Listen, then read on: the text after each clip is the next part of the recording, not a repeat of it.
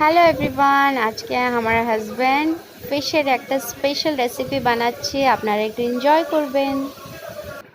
একটা চামচের সাহায্যে আপনাদের মাছ থেকে কিভাবে মাংসটা বার করে নিতে হবে সেটা দেখিয়ে দিচ্ছি।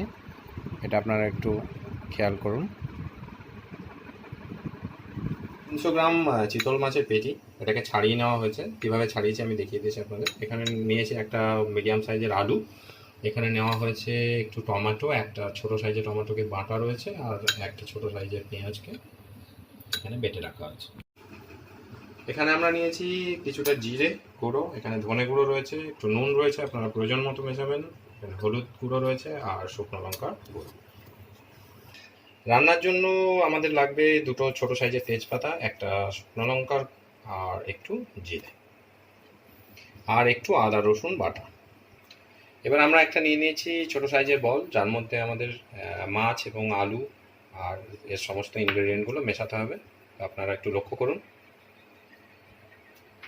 আমি মাছটা এর মধ্যে রাখলাম, এর সাথে আমি অ্যাড করলাম আলুটা। এবার আমাকে এই দুটোকে ভালো করে একটু মেখে নিতে হবে একসাথে।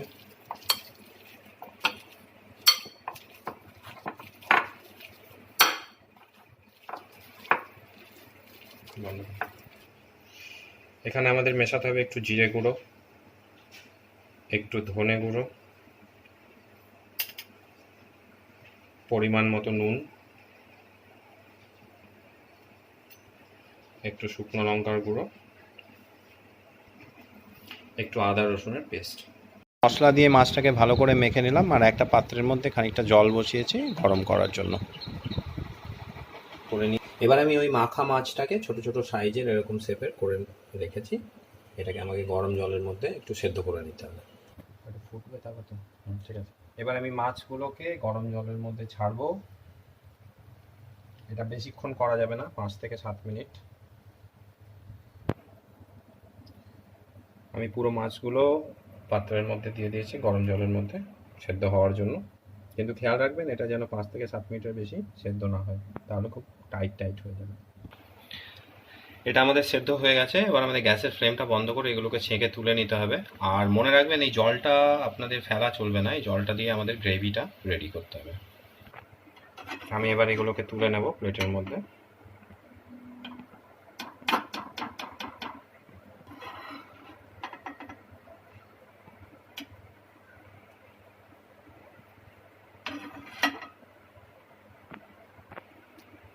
এবার এই পিসগুলোকে একটু ড্রাই হওয়ার জন্য আমাদের ফেলে রেখে দিতে হবে।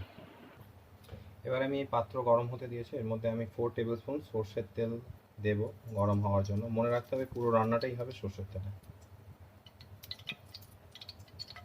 তেলের মধ্যে একটু আমরা নুন মিশিয়ে নেব। এবার আমি এক এক করে মাছগুলোকে ভেজে নেব।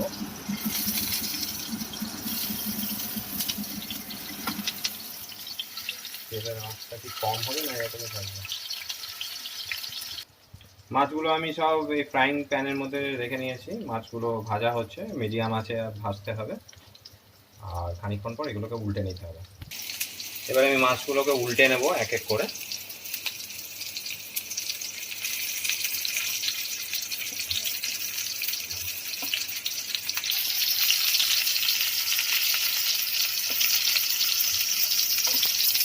সব মাছগুলোকে আমি উল্টে নিয়েছি। এবার এটাকে 2 মিনিটের জন্য আর একটু ফ্রাই করতে হবে। মাছগুলো ভাজা হয়ে গেছে, এগুলোকে এবার আমাকে তুলে নিতে হবে একটা পাত্রে। আমাদের এবার এতটা তেল লাগবে না, তেল আমরা খানিকটা কমিয়ে ওঠার জন্য। এবার গরম তেলের মধ্যে আমি ছেড়ে দেব একটু গোটা জিরে। গোটা জিরেটা একটু ভাজা হয়ে গেলে দিতে হবে একটা গোটা শুকনো লঙ্কা আর তেজপাতা দুটো। একটু নেড়ে নেব ভালো করে। এবার এর মধ্যে আমাকে দিতে হবে পেঁয়াজ বাটাটা।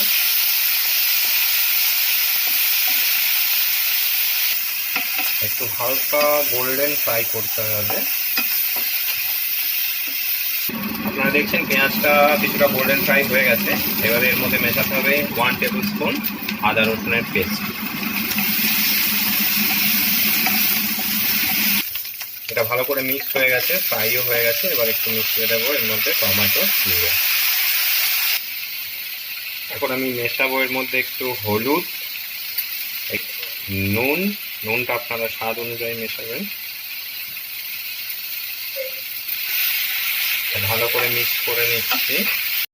এবার এর মধ্যে মেশাবো একটু জিরে গুঁড়ো পরিমাণ মতো, একটু ধনে আর একটু শুকনো লঙ্কার গুঁড়ো।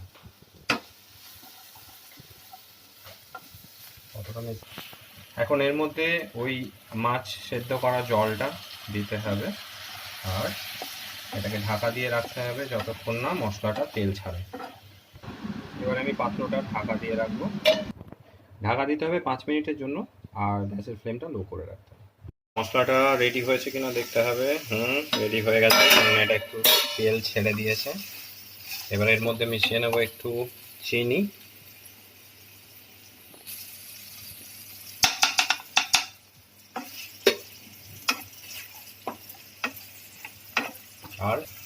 আর এর সাথে মেশাতে হবে সামান্য একটু গরম মশলা।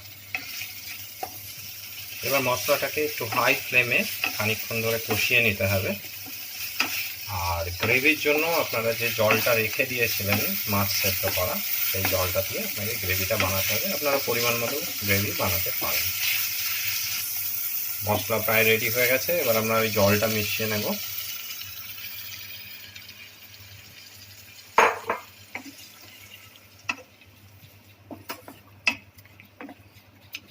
জলটা ফুটে উঠলে আমরা ওই মাছগুলোকে এর মধ্যে মিশিয়ে নেব। মশলাটা রেডি হয়ে গেছে, এবার আমরা এর মধ্যে মিশিয়ে দেবো ফ্রাই করা মাছগুলো।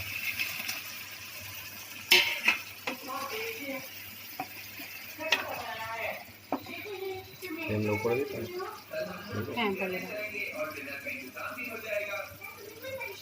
ফ্লেমটা লো করে দিতে হবে আর একটু একটু করে মশলার মধ্যে মাছগুলোকে মিশিয়ে নিতে হবে।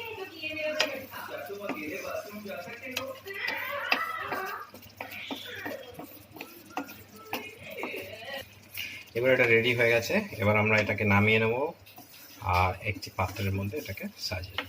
রেডি হয়ে গেছে আমার রেসিপি। তো আপনাদের আমার এই রেসিপি কীরকম লাগলো অবশ্যই কমেন্ট করে জানাবেন আর অবশ্যই আমার এই চ্যানেলটিকে সাবস্ক্রাইব করবেন, শেয়ার করবেন। আপনারা ভালো থাকুন, সুস্থ থাকুন। Bye bye.